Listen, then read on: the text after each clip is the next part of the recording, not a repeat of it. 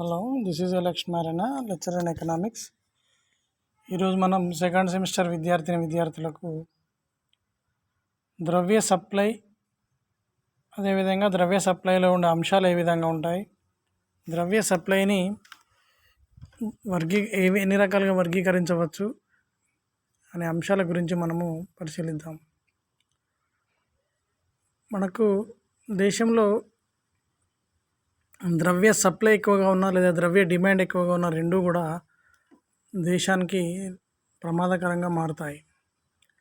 ద్రవ్య సప్లై ఎక్కువగా ఉన్నట్లయితే దేశంలో ఆర్థిక మాంద్యం దారితీయడం, ద్రవ్య డిమాండ్ ఎక్కువగా ఉన్నట్లయితే మరొక పరిస్థితి. అంటే ముఖ్యంగా దేశంలో వస్తు సప్లై కంటే ద్రవ్య సప్లై ఎక్కువగా ఉన్నట్లయితే మనకు దేశంలో ఏర్పడే ద్రవ్యోల్బణం అంటాము. ఇక్కడ వస్తు సప్లై అనేది ఎక్కువగా ఉంది, వస్తువులకు డిమాండ్ లేదంటే ఆటోమేటిక్గా ద్రవ్య డిమాండ్ తగ్గిందనుకోండి, ఆటోమేటిక్ ఆర్థిక మాంద్యం ఏర్పడుతుంది. అంటే ఆర్థిక మాంద్య ద్రవ్యోల్బణ రహిత ఆర్థిక వ్యవస్థ ఏర్పడాలంటే మన దేశ పరిస్థితులకు సరిపడ విధంగా ద్రవ్య నిల్వలు ఉండాలి. అంటే ద్రవ్య సప్లై ఎంతైతే ఉంటుందో దానికి అనుగుణంగా ద్రవ్య డిమాండ్ ఉండాలి. అవి రెండు సమానంగా ఉన్నట్లయితే దేశంలో ఆర్థిక పరిస్థితులు బాగుంటాయి అని చెప్పడం జరుగుతుంది. ముఖ్యంగా ద్రవ్య సప్లై అనేది చూసినట్లయితే money supply plays a crucial role in the determination of a price stability and interest rate. ద్రవ్య సప్లై అనేది ధరల స్థిరీకరణ విషయంలో మరియు వడ్డీ రేటు నిర్ణయించడం లోపల ముఖ్యమైన పాత్రను పోషిస్తుంది. In economic analysis it is generally presumed that money supply is determined by the policy of central bank of country and the government. ఇక్కడ ద్రవ్య సప్లైని ఏ విధంగా పెంచాలా, తగ్గించాలా, ద్రవ్య సప్లై ఏ విధంగా నియంత్రించాలి అనే అనేక అంశాల గురించి ఇక్కడ పరిశీలించాల్సిన ముఖ్యమైన సంస్థ ఏంటంటే మన దేశంలో కేంద్ర బ్యాంకు, దానిని మనం రిజర్వ్ బ్యాంక్ ఆఫ్ ఇండియాగా చెప్పడం జరుగుతుంది. However this is not a fully correct as in the determination of money supply. Besides central bank of government, the public and commercial banks also play an important role. ఇక్కడ కేంద్ర bank యొక్క పాత్రనే కాకుండా కేంద్ర bank యొక్క విధులతో పాటుగా దానికి అనుకూలంగా లేదా దానితో పాటుగా మన ప్రజలు మరియు వాణిజ్య బ్యాంకులన్నిటివి కూడా తమ యొక్క ద్రవ్య సప్లై నియంత్రించడం లోపల ముఖ్యమైన పాత్రను పోషిస్తాయని చెప్పవచ్చు. The concept of money supply and it's measurement. By money supply we mean the total stock of monetary media of exchange available to A society for use in connection with the economic activity of the country.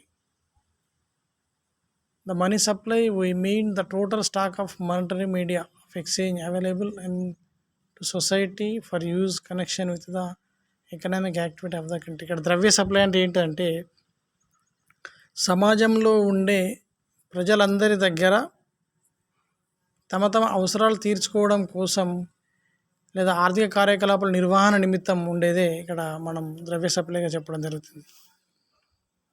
The money supply refers to the total sum of money available to the public in the economic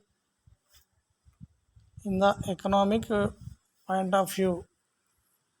ఇక్కడ ద్రవ్య supply అనేది ఇక్కడ ప్రజలందరి దగ్గర ఎంత మేరకు డబ్బు available ఉన్నాయి, వాళ్ళు తమ ఆర్థిక కార్యకలాపాలు జరుపుకునే పరిస్థితి లోపల లేదా ఆర్థిక కార్యకలాపాలు జరిపే టైం లోపల తమ దగ్గర ఎంత మేరకు ద్రవ్య నిల్వలు ఉన్నాయి అనే విషయం కూడా ద్రవ్య సప్లై చెప్తుంది. That is money supply is a stock concept in the sharp contrast to the national income which is flow representing to the value of goods and services produced per unit of time usually taken as a year. ఇక్కడ ద్రవ్య supply అనేది ఒక నిధిలాగా ఉన్నట్లయితే ఇబ్బంది ఏముండదు, కానీ జాతీయ ఆదాయం లోపల అది ఒక ప్రవాహంలాగా ఉంటూ అది వస్తువుల యొక్క విలువలు కావచ్చు లేదా సర్వీసెస్ యొక్క విలువలు కావచ్చు, అది ఎంత టైం మేరకు ఖర్చు చేయడం జరుగుతుంది, ఒక సంవత్సరం లోపల ఎన్నిసార్లు చేంజెస్ జరుగుతున్నాయి అనే అంశాన్ని కూడా మనం జాతీయాన్ని లెక్కించేటప్పుడు ద్రవ్య సప్లైని పరిగణలోకి తీసుకొని లెక్కించడం అనేది మనం గమనించవచ్చు. Money supply always refers to the amount of money held by the public. ద్రవ్య సప్లై అనేది ఎప్పుడు కూడా ప్రజల దగ్గర ఉండే ద్రవ్య నిల్వలను బట్టి ఆధారపడి ఉంటుంది. అంటే మనం ప్రజల దగ్గర ఉన్న ద్రవ్య నిల్వలను బట్టి మన ద్రవ్య సప్లైని మనము బేరీజ్ వేయవచ్చు. The term public includes households, firms and institutions other than banks and the government. ఇక్కడ పబ్లిక్ అనే పదం మనం వాడినప్పుడు అందులో ఉండే అంశాలు ఏమేమి ఉంటాయంటే హౌస్ హోల్డ్స్ గృహస్థులు ఉంటారు, సంస్థలు ఉంటాయి, ప్లస్ రకరకాలైన ఫర్మ్స్ ఇండస్ట్రీస్ కూడా ఉంటాయి. బ్యాంకులు తప్ప మిగతావన్నీ కూడా పబ్లిక్ హెల్డ్ కిందకి రావడం జరుగుతుంది.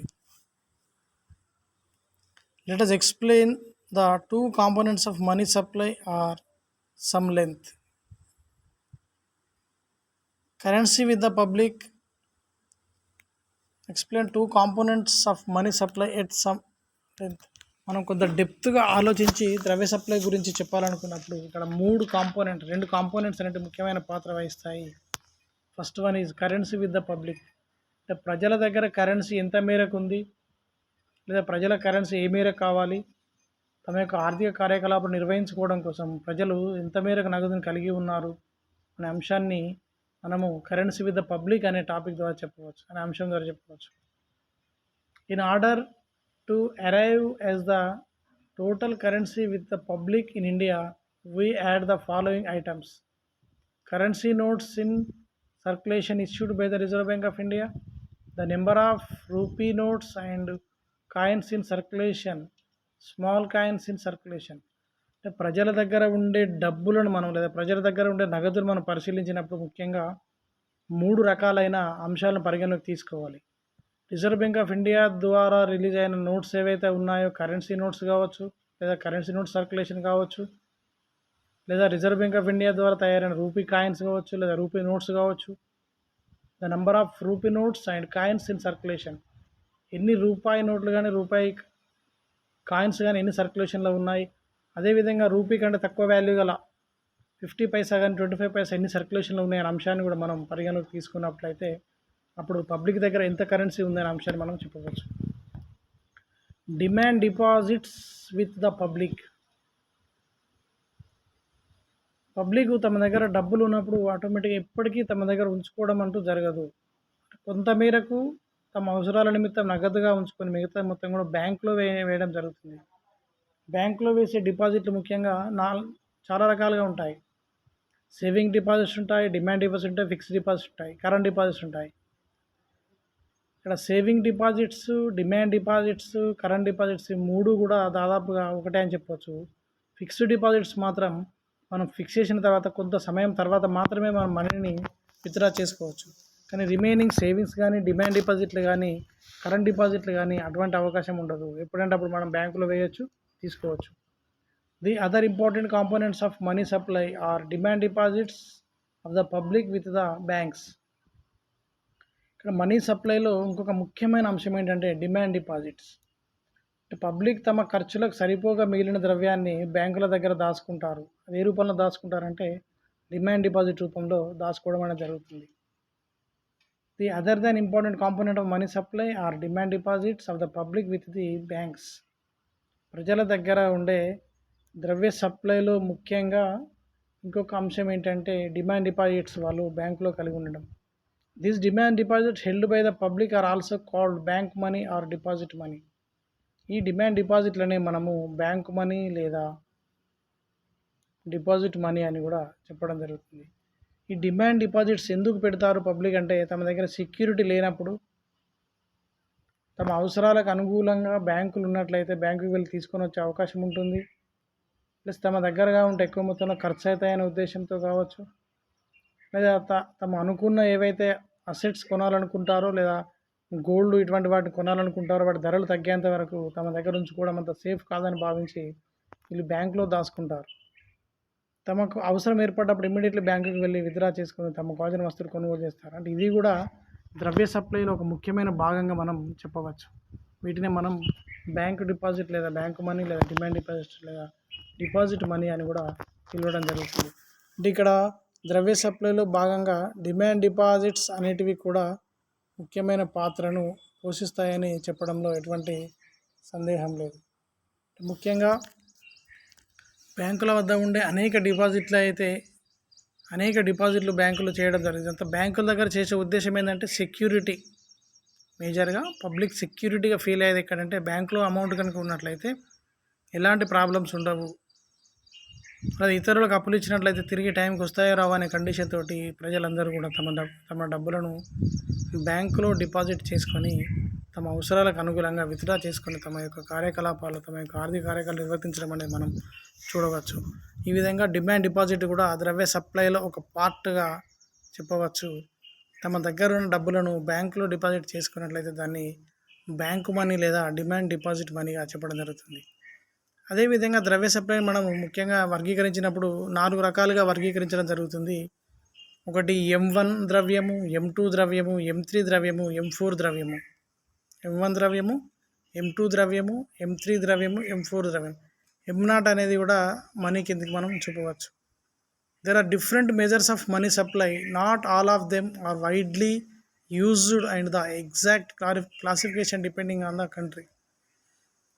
ఈ ద్రవ్య సప్లై అనేది మనం వర్గీకరించడం అనేది ముఖ్యంగా మనం వాడుతున్న దానిని బట్టి లేదా దేశంలో ఉండే ఆర్థిక పరిస్థితులను బట్టి మనము దీనిని వర్గీకరించడం అనేది మనం గమనించవచ్చు.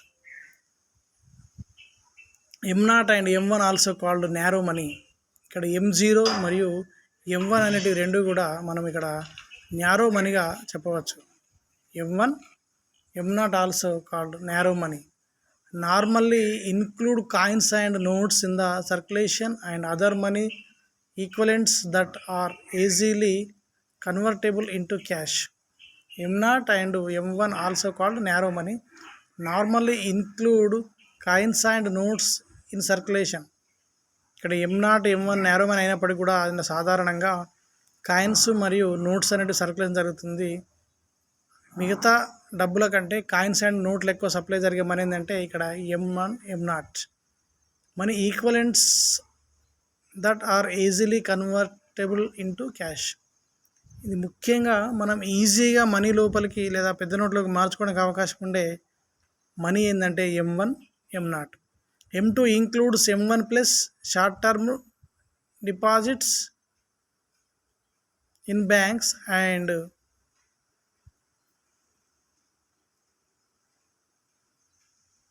24 hours money market funds.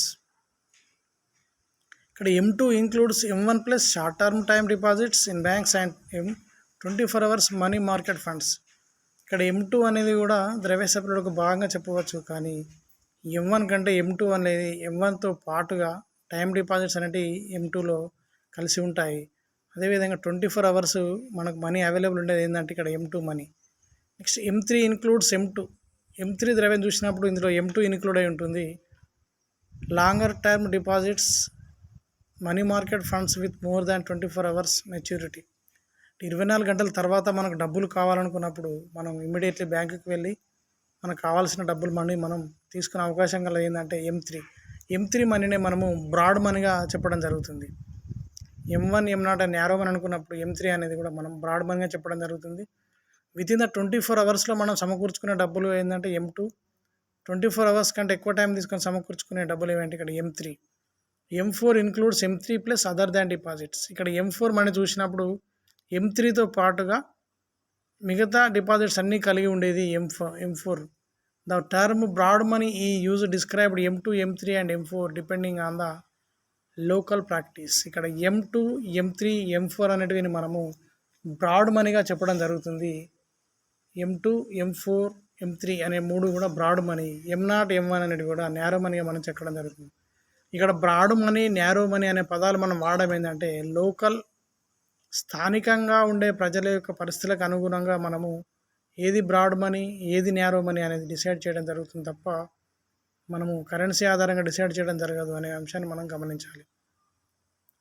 The exact definition of the 3 measures depend on the country. ఇక్కడ మనం ఈ 3 రకాలైన మెజర్స్ను చూసినట్లయితే ఖచ్చితంగా ఈ 3 అంశాలు ఆ యొక్క దేశం యొక్క ఆర్థిక పరిస్థితులపైన ఆధారపడి ఉంటాయి తప్ప details of the each component. M1 component of the money supply. This component of money supply refers to currency C including paper money and metallic coins of all denominations. ఇక్కడ ఇక్కడ M1లో ఉండే కాంపోనెంట్స్ ఏంటి అంటే కరెన్సీ ఇంక్లూడింగ్ పేపర్ మనీ, కాగితపు ద్రవ్యం మరియు నాణెపు లోహపు నాణ్యాలు. లోహపు నాణ్యాల లోపల మళ్ళీ అన్ని రకాల లోహపు నాణ్యాలు, రూపాయి కావచ్చు, ఆటన కావచ్చు, చారణ కావచ్చు. నెక్స్ట్ నెట్ డిమాండ్ డిపాజిట్స్, మనకి ఇమ్మీడియట్లీ కాయిన్లోకి మార్చుకునే deposits DD, including the savings deposits with the banking sector and other deposits including the deposits with RBI of quasi-government institutions, Industrial Finance Corporations of India, State Finance Corporation, Industrial Development Bank of India, Agriculture Reluctance and Development Corporation deposits of International Monetary Fund. ఇవన్నీ other డిపాజిట్లు plus demand డిపాజిట్లు plus bank దగ్గర ఉండేవి కాకుండా మిగతా సంస్థల దగ్గర ఉండే డిపాజిట్లు ఏవైతే ఉంటాయో అవి RBI దగ్గర ఉండే కావచ్చు, లేదా ఇండస్ట్రియల్ బ్యాంక్ దగ్గర ఉండే కావచ్చు, అగ్రికల్చర్ బ్యాంక్ దగ్గర కావచ్చు, స్టేట్ ఫైనాన్స్ కార్పొరేషన్ కావచ్చు, లేదా IMF దగ్గర ఉండే డిపాజిట్లు కావచ్చు. అన్ని డిపాజిట్లు కూడా M1లో కలిసి ఉంటాయి.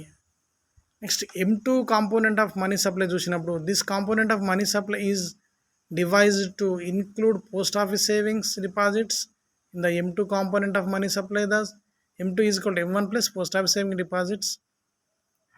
Note that the time of deposits remain excluded even from M2, making a narrow measures of money supply in order of liquidity. M2 rank next to M1. ఇక్కడ M1 మనీ సప్లైతో పాటుగా పోస్ట్ ఆఫీస్ డిపాజిట్స్ మరియు ఇతర డిపాజిట్లు అన్నీ కలుపుకుంటే మనకు వచ్చేది ఇక్కడ M2 money supply. M2 money సప్లైని మనం చూసినట్లయితే లిక్విడిటీ ద్రవ్యత్వం పరంగా చూసినప్పుడు M2 ద్రవ్య సప్లై అనేది M1 ద్రవ్య సప్లై కంటే తక్కువగా ఉంటుంది అని చెప్పచ్చు. M3 components of the M3 money supply చూసినప్పుడు మనము M3 is the sum of M2 and the time deposits. M3 లోపల M1 and the time deposits, hence it represents a broader measure of money supply and is known as the aggregate monetary resources. Thus M3 is equal to M1 plus time deposits. M3 is equal to M1 plus time deposits, M1 plus TD. M3 as a measure of money supply is shown perfectly by Reserve Bank of India. ఇక్కడ M1 M2 అనేటివి రకరకాల సంస్థల దగ్గర డిపాజిట్లు కానీ ఇతర డిపాజిట్లు చూసుకున్నప్పుడు M3 మాత్రం ఇక్కడ టైం డిపాజిట్లు మరియు M1 మరియు అగ్రిగేట్ మానిటరీ రిసోర్సెస్ ఇవన్నీ కలుపుకున్నప్పుడు మనకు M3 వస్తుంది. M3 అనేది ముఖ్యంగా మనీ సప్లై అనేది పర్ఫెక్ట్గా దేని మీద ఆధారపడి ఉంటుంది అంటే రిజర్వ్ బ్యాంక్ ఆఫ్ ఇండియా యొక్క దానిపైన ఆధారపడి ఉంటుంది. నెక్స్ట్ M4 చూసినప్పుడు components of money supply of M4 చూసినప్పుడు M4 is the sum of M3. ఇక్కడ M3 plus post office savings deposits. It represents broader concept of money supply. Thus M4 is equal to M3 plus post office saving deposits. ఇక్కడ M4 చూసినప్పుడు M3 మనీతో పాటుగా post office saving డిపాజిట్లను కలుపుకున్నట్లయితే వచ్చేది మనకు M4 ద్రవ్య సప్లైగా చెప్పడం జరుగుతుంది. ఇక్కడ M3 M4 ద్రవ్య సప్లై అని చూసినట్లయితే ఈ విధంగా ఉంటుంది. Next while M2 is an extension of M1, M4 is an extension of M3, M2 and M4 are recent concepts in liquidity. M2 ranks above M4. ఇక్కడ M1, M2, M3, M4 చూసినప్పుడు ద్రవ్యత్వ పరంగా చూసినట్లయితే అన్నిటికంటే ఎక్కువగా ఇక్కడ M4 కంటే కూడా M2 అనేది ఎక్కువ ద్రవ్యత్వాన్ని కలిగి ఉంటుందంటే కారణం ఏంటంటే ఇక్కడ M4లోనే ఎక్కువ మొత్తంలో కరెన్సీలు కానీ లేదా నోట్లు కానీ కలిగి ఉంటాయి కాబట్టి M2 అనేది అత్యధిక ద్రవ్యత్వం గల మనీ సప్లైగా మనము పరిగణించవచ్చు. Reserve Bank of India periodically provides estimates of money supply in terms of M2, M1 and M4 to indicate varying degrees of liquidity of different components of money supply. If arranged in descending order of liquidity, the four components will follow the order M1, M2, M3 and M4. ఇక్కడ reserve Bank of India ఇచ్చిన ద్రవ్యత్వాన్ని ఆధారంగా చేసుకొని చూసినప్పుడు మనకు ఇక్కడ ముఖ్యంగా M1, M2 and M4 అనేటివి ఎక్కువ మొత్తంలో లిక్విడిటీని కలిగి ఉన్న ద్రవ్యాలుగా చెప్పడం జరుగుతుంది. వీటిని డిసెండింగ్ ఆర్డర్లో చూసినప్పుడు అతి తక్కువ ద్రవ్యత్వం గలది M1, next M2, next M3 and M4. While M1 and M2 provide the narrow measures of money supply, M3 and M4 provide the broader measures. ఇక్కడ ఎందుకు చెప్తున్నాం మనం M1, M2 అంటే M1, M2లో ఉండే మనీ ఏంటండి, రూపాయి నోట్లు లేదా అంతకంటే తక్కువ కాయిన్స్ లేదా రూపాయి కాయిన్స్, ఇవన్నీ కూడా M1, M2లో ఉంటాయి. మరి M3, M4 చూసినప్పుడు డిమాండ్ డిపాజిట్లు, పోస్ట్ ఆఫీస్ సేవింగ్ డిపాజిట్లు, ఇతర అనేక డిపాజిట్లను కలిగి ఉంటుంది. కాబట్టి మనము M3, M4 అనేది బ్రాడర్ కాన్సెప్ట్ గల మనీ సప్లై, M1, M2 అనేది న్యారో కాన్సెప్ట్ గల మనీ సప్లైగా మనం చెప్పడం జరుగుతుంది. అంటే ఇక్కడ విశాలమైన ద్రవ్యంగా M3, M4ని చెప్పినట్లయితే సంకుచిత ద్రవ్యంగా మనం M2, M1 చెప్తాం. ఎందుకు అంటే M2, M1 కాయిన్స్ ఉంటాయి, M3, M4 దగ్గర ఎబో 500 నోట్స్ కావచ్చు, 1000 నోట్స్ కావచ్చు, అన్నీ ఎక్కువ మొత్తంలో ఉండేది ఏంటంటే M3, M4 ద్రవ్యం. దీన్ని మనం ఒక టేబుల్ ద్వారా చూసినప్పుడు money supply M1 currency, M2 is equal to M1 plus ఇక్కడ M1 అనేది currency plus demand deposits plus other deposits RBI. Next M2 చూసినప్పుడు currency, demand deposits, other deposits plus saving deposits with the post office saving banks. ఇక్కడ M2లో M1 ద్రవ్యంతో పాటుగా saving డిపాజిట్లు, పొదుపు డిపాజిట్లు plus post office saving డిపాజిట్లు కూడా కలిగి ఉంటాయి. M3 చూసినప్పుడు M1 plus time deposit with the bank. M1తో పాటుగా మనకు కాల పరిమితి గల డిపాజిట్లు, బ్యాంకు వద్ద ఉన్న కాల పరిమితి డిపాజిట్లు కూడా M3కి తీసుకోవడం జరుగుతుంది. M4 చూసినప్పుడు M3 ప్లస్ మొత్తం డిపాజిట్లు, పోస్ట్ ఆఫీస్ వద్ద ఉన్న మొత్తం డిపాజిట్లు మరియు ఆర్గనైజేషన్ ఎక్స్క్లూడింగ్ NSE అంటే ఇతర బ్యాంకుల వద్ద ఉన్న సేవింగ్ సర్టిఫికెట్లు అన్నీ కలుపుకుంటే మనకు M4 అనేది రావడం జరుగుతుంది. ఇక్కడ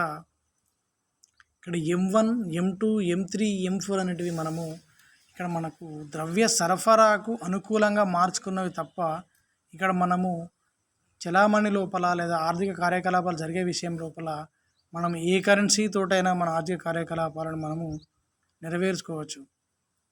next, what are the monetary aggregates? Money aggregates are broad categories that measures the money supply in an economy. In the United States, the standardized monetary aggregates are labeled as physical paper and coin M0, all MO plus travel checks and demand deposits M1, all of M1, money market shares and saving deposits M2, an aggregate known as M3 which includes time deposits over $100 and $1 lakh and institutional funds has not been tracked by the Federal Reserve since 2006, but it's still calculated by analysts. ఇది మనము reserve Bank of India మనకి ఏ విధంగా పనిచేస్తుందో America లోపల federal reserve bank అనేది America కేంద్ర బ్యాంక్గా పనిచేస్తుంది. అంటే ఒక్కొక్క దేశం లోపల జర్మనీలో రిక్స్ బ్యాంకు, అంటే ఒక్కొక్క దేశం లోపల ఒక్కొక్క రకమైన కేంద్ర బ్యాంక్ అనేది ఇక్కడ ఈ ద్రవ్య సప్లైలను ప్రభావితపరుస్తుంది. ముఖ్యంగా మనం ప్రారంభంలో చెప్పుకున్నప్పుడు money supply is depending on Reserve Bank of India. దేశంలో ఎంత మేరకు ద్రవ్య సప్లై ఉండాలి, ఎంత మేరకు ద్రవ్య డిమాండ్, ఇక్కడ ద్రవ్య డిమాండ్ ఎవరు చేస్తారండి? ద్రవ్యంకు ఉండే డిమాండ్ అని దేశంలో ఉండే ప్రజలను బట్టి లేదా దేశంలో ఉండే ఆర్థిక కార్యకలాపాల యొక్క సర్క్యులేషన్ బట్టి ఇక్కడ ద్రవ్య డిమాండ్ ఉంటుంది. ద్రవ్య డిమాండ్కి అనుగుణంగా ద్రవ్య సప్లై ఉన్నట్లయితే దేశంలో ఎటువంటి ప్రమాదం తలెత్తదు. కానీ ఇక్కడ ప్రాబ్లం ఏంటంటే ద్రవ్య డిమాండ్ కంటే ద్రవ్య సప్లై ఎక్కువగా ఉన్నప్పుడు పరిస్థితులు ఏ విధంగా ఉంటాయి, ద్రవ్య సప్లై కంటే ద్రవ్య డిమాండ్ ఎక్కువగా ఉన్న పరిస్థితులు ఏ విధంగా ఉంటాయి అనే రెండు అంశాలు మనం ఇక్కడ ఖచ్చితంగా చర్చించుకోవాల్సిన అవసరం ఎంతైనా ఉంది. ఉదాహరణకు దేశం లోపల విపరీతమైన వస్తూత్పత్తి జరుగుతుంది, కానీ దానికి సరి అయిన విధంగా గిరాకీ లేదా డిమాండ్ లేదు. అంటే కారణం ఏంటి ఇక్కడ? వస్తూత్పత్తి ఎక్కువ మొత్తంలో జరిగిందంటే ద్రవ్య సప్లై ఎక్కువగా ఉంది, ఉత్పత్తి స్థాయిలో ఎక్కువ మొత్తంలో మార్పులు జరిగినాయి, కానీ వాటికి డిమాండ్ చేసే వ్యక్తులు లేరంటే ఇక్కడ ద్రవ్య డిమాండ్ అనేది లేదు. కాబట్టి ఏం చేస్తారు? దేశం లోపల ఆర్థిక మాంద్యం అనేది ఏర్పడుతుంది. వస్తువులు కొనుగోలు చేయాలంటే మినిమం పర్చేసింగ్ పవర్ అనేది పబ్లిక్ దగ్గర లేనప్పుడు ఆటోమేటిక్గా బ్యాంకులు ముందుకొచ్చి పబ్లిక్ రకరకాలైన లోన్లు కానీ లేదా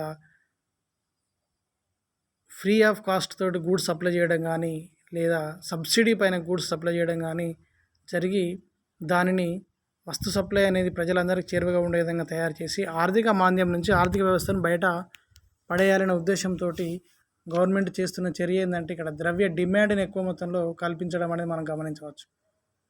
కొన్ని సందర్భాలలో ఇక్కడ ద్రవ్య సప్లై ఎక్కువగా ఉంటుంది, వస్తు సప్లై తక్కువగా ఉంటుంది. ఇక్కడ ద్రవ్య సప్లై ఎక్కువగా ఉంటుంది అనుకున్నప్పుడు ఇక్కడ ప్రజలందరి దగ్గర ద్రవ్యం ఎక్కువ మొత్తంలో ఉంటుంది, కానీ ఇక్కడ కొనుగోలు చేయాలనుకుని మార్కెట్కి వెళ్ళినప్పుడు అక్కడ వస్తువులు ఉండవు, వస్తువులు తక్కువ మొత్తంలో ఉంటాయి. ఈ సందర్భంలో ఏర్పడేది ఏంటంటే ద్రవ్యోల్బణం. అంటే తక్కువ వస్తురాశిని ఎక్కువ ద్రవ్యరాశి వెంటాడినట్లయితే ఏర్పడే ద్రవ్యోల్బణం ఏదైతే ఉందో, దేశంలో ఎక్కువ మొత్తంలో ద్రవ్య సప్లై ఉన్నప్పటికీ కూడా ఆటోమేటిక్గా ద్రవ్యోల్బణం అనేది మనము గమనించవచ్చు. అంటే ద్రవ్యోల్బణం ఏర్పడ్డట్లయితే మళ్ళీ ఇక్కడ చర్యలు తీసుకోవాల్సింది ఎవరు? Reserve Bank of India. అంటే ద్రవ్యపరమైన చర్యల లోపల మళ్ళీ ద్రవ్య సప్లైని తగ్గించడం, కోశపరమైన చర్యల లోపల పన్నులు విధించడం అని ఏవైతే అనుకుంటామో, ఇక్కడ ద్రవ్యోల్బణ రహిత ఆర్థిక వ్యవస్థ ఏర్పడాలన్నా, ఆర్థిక మాంద్య రహిత ఆర్థిక వ్యవస్థ ఏర్పడాలన్నా దేశంలో ద్రవ్య సప్లైని నియంత్రించుకుంటూ దేశ ఆర్థిక కార్యకలాపాల దృష్ట్యా ద్రవ్య సప్లైని నియంత్రించుకుంటూ వెళ్ళేది ఇక్కడ ఎవరంటే ఆ దేశం యొక్క కేంద్ర బ్యాంకు అయిన మన దేశంలో ఉన్నటువంటి కేంద్ర బ్యాంక్ ఏంటంటే రిజర్వ్ బ్యాంక్ ఆఫ్ ఇండియా అనేది మాత్రమే ఇక్కడ ద్రవ్య సప్లైని కానీ ద్రవ్య డిమాండ్ కానీ రెండూ సమతుల్య స్థాయిలో ఉంచుకుంటూ దేశంలో వస్తువుల స్థిరీకరణ లేదా ధరల స్థిరీకరణ కావచ్చు లేదా వడ్డీ రేటు కావచ్చు, వీటన్నింటిని ఎప్పటికప్పుడు కంట్రోల్ చేసుకుంటూ వెళ్ళే ఒకే ఒక మనకు శిఖరాగ్ర బ్యాంక్ ఏంటంటే రిజర్వ్ బ్యాంక్ ఆఫ్ ఇండియా. ఒకవేళ ద్రవ్య సప్లై ఎక్కువగా ఉన్నట్లయితే ధరలు విపరీతంగా పెరిగిపోవడము జరుగుతుంది, కానీ ద్రవ్య సప్లై అందరి దగ్గర లేనట్లయితే ప్రమాదంగా ఉండి ద్రవ్యోల్బణం ఏర్పడుతుంది. ఒకవేళ ద్రవ్య డిమాండ్ లేకపోయినట్లయితే వస్తువుల గిరాకీ లేకపోవడంతో ఉత్పత్తి స్థాయిలు తగ్గిపోయి, ఉద్యోగి తగ్గిపోయి, ఆదాయాలు తగ్గిపోయి మినిమం వినియోగం చేయలేని పరిస్థితిలో ఉన్నట్లయితే ఆటోమేటిక్గా ద్రవ్యం యొక్క డిమాండ్ కూడా తగ్గిపోతుంది. అంటే ద్రవ్య డిమాండ్ ప్లస్ ద్రవ్య సప్లై రహిత ఆర్థిక వ్యవస్థ ఏర్పడాలంటే ఇక్కడ ద్రవ్య సప్లై యొక్క పాత్ర చాలా ఉంది అని మనము ఈ పైన చెప్పుకున్న అంశాల ద్వారా మనము గమనించవచ్చు. ముఖ్యంగా సెకండ్ ఇయర్ విద్యార్థులకు ఈ యొక్క టాపిక్ చాలా ముఖ్యంగా మీకు 4th యూనిట్లో ఉంది, చాలా ఉపయోగపడుతుంది. ఇక్కడ అసలు ఫస్ట్ ద్రవ్య సప్లై అంటే ఏమిటి, ద్రవ్య సప్లైని ఏ విధంగా వర్గీకరిస్తారు, ద్రవ్య సప్లైని నియంత్రించే సంస్థ ఏది, ద్రవ్య సప్లైలో ఎన్ని రకాలుగా ఉంటాయని చూసినప్పుడు మనకి ఇక్కడ ద్రవ్య సప్లై అంటే ఏంటంటే రిజర్వ్ బ్యాంక్ ఆఫ్ ఇండియా ద్వారా చలామణిలోకి వస్తున్నటువంటి కాయిన్స్ కావచ్చు లేదా కరెన్సీ కావచ్చు, ఇవన్నీ కూడా మనము ద్రవ్య సప్లైగా చెప్పడం జరుగుతుంది. మనము ఒక రూపాయి నోటు, రూపాయి కాయిన్ తప్ప మిగతా మొత్తం కరెన్సీ కూడా ప్రింట్ చేసే అధికారం కలిగి ఉన్న బ్యాంక్ ఏంటంటే రిజర్వ్ బ్యాంక్ ఆఫ్ ఇండియా. మిగతా అన్నీ కూడా ప్రింట్ చేసి ఆటోమేటిక్గా మార్కెట్లో చలామణిలోకి తేవడం అనేది మనం గమనించవచ్చు. కానీ మనము ఈ యొక్క ద్రవ్య సప్లైని మన అవసరాల నిమిత్తం లేదా M1, M2, M3, M4 అని ఎందుకు వర్గీకరించాల్సిన పరిస్థితి ఏర్పడ్డదంటే M1 కిందికి ఎటువంటి నాణ్యాలు ఎటువంటి ద్రవ్య సప్లై వస్తుంది, M2 కిందికి ఎటువంటి ద్రవ్య సప్లై వస్తుంది, M3 కిందికి ఎటువంటిది వస్తుంది, M4 కిందికి ఎటువంటి ద్రవ్య సప్లై వస్తుంది అనే అంశాలను మనం బేరీజ్ వేసుకొని చూసినప్పుడు M1, M2 అనే మనీని మనం న్యారో మనీ అని, M3, M4 అనే మనీని మనం బ్రాడ్ మనీ అని, విశాల దృక్పథం గల మనీ అని చెప్పడం జరుగుతుంది. ఈ రెండు వర్గీకరణలు ఏవైతే ఉంటాయో ఇవన్నీ కూడా ప్రజల యొక్క అవసరాలకు అనుగుణంగా ఉండేందుకే ఈ యొక్క మనీ సప్లైని వర్గీకరించడం జరిగింది తప్ప M1 ద్వారా అయినా, M2 ద్వారా అయినా, M3 ద్వారా అయినా, M4 ద్వారా అయినా కూడా ప్రజలు తమ యొక్క ఆర్థిక కార్యకలాపాలను ఈజీగా నిర్వర్తించుకోవడానికే మనం ద్రవ్య సప్లైని వర్గీకరించడం జరిగింది తప్ప మిగతా అంశాలు ఏమీ కూడా ద్రవ్య సప్లై వర్గీకరణలో ఎటువంటి పాత్ర పోషించమని చెప్పవచ్చు. ముఖ్యంగా రిజర్వ్ బ్యాంక్ ఆఫ్ ఇండియా ద్రవ్య సప్లై వర్గీకరణ చేయడం వల్ల ఇక్కడ ప్రజల దగ్గర ఉన్న కరెన్సీ దేని కిందకి వస్తుంది, బ్యాంకులో డిపాజిట్లు దేని కిందకి వస్తాయి, బ్యాంకులో కాకుండా ఇతర సంస్థల దగ్గర డిపాజిట్ దేని కిందకి వస్తాయి అనే వర్గీకరణ అనేది మనకు చాలా ముఖ్యమైన అవసరం. అంటే ఇతర డిపాజిట్లు, డిమాండ్ డిపాజిట్లు, సేవింగ్ డిపాజిట్లు ఇవన్నీ కూడా మనకు ఏ రకమైన మనీ కిందకి వస్తాయి అనే అంశాన్ని మనం పరిగణలోకి తీసుకొని ఈ యొక్క మనీ సప్లైని, ద్రవ్య సప్లై వర్గీకరణ చేయడం జరిగిందని చెప్తూ ముగిస్తున్నాను.